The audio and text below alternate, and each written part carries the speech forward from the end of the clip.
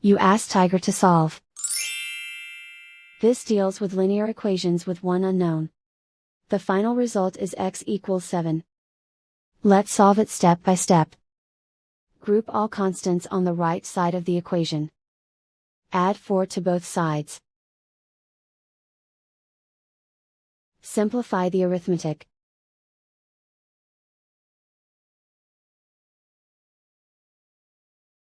Isolate the x. Multiply both sides by inverse fraction 7/3.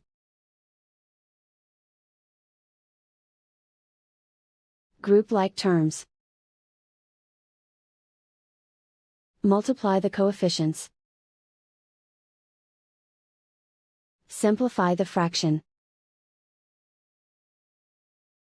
Multiply the fractions.